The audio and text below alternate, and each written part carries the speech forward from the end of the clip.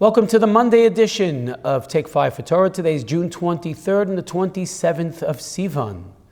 There's not a whole lot of significant events that take place in the Jewish calendar in this calendar week, and none that are specifically mentioned in Tanakh, but I would like to mention one, is that according to the Seder Olam, the first of Tammuz, which is this Friday, is the Yortzeit of Yonasan ben Uziel. He's buried in Amukah. There are all kinds of stories about him and going there to, if you're someone who was looking for a shidduch, and 40 days later you're going to meet that shidduch. I know a few people for whom this worked. Be it as it may, he was the author of the very famous Targum to Nevi'im. There is a Targum called Yonasan ben Uziel to the Torah. It's questionable whether that's actually Yonasan ben Uziel. In scholarly circles we call it Pseudo-Jonathan. And there is not supposed to be a Targum to Ksuvim, because in Ksuvim is the hint to when Mashiach will come, and on the assumption that the Targum to Ksuvim, like Nevi'im, will be very much explanatory, we didn't want the date of Mashiach's arrival to be explained in the Targum. You will find, however, a Targum that we consider authoritative to all the books of Ksuvim as well, and standing in the middle of these three is Yonasan ben Uziel, whose Yortzeit is this coming Friday.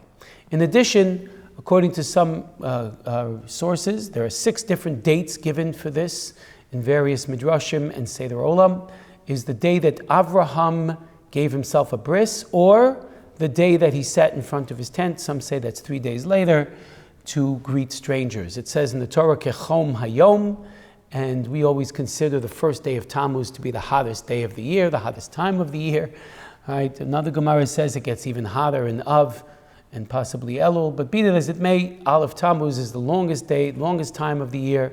This also may connect the first of Tammuz to a horrible prophecy in the book of Yechezkel, where he refers to the women who are crying for the death of the Tammuz. Tammuz is the name of our summertime month, and according to Chazal, all of those names that come to us after the Babylonian exile are actually names of Babylonian gods, Avodah Zarah of Bavel. Tammuz is the one that Yechezkel mentioned specifically. It is a summertime solstice god that dies on the longest day of the year and is revived immediately.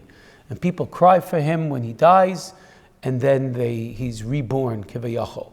Seems that the Christians picked up on some of this, but be it as it may, the service of this Tammuz god was to weave tapestries for him, to swaddle him in his as he's reborn. And the women, Yechezkel say, the Jewish women, were behaving like their Gentile neighbors in crying for the Tammuz and weaving these tapestries. What a shanda. And this corresponds also to the heat of the time. It's specifically the longest time of the year.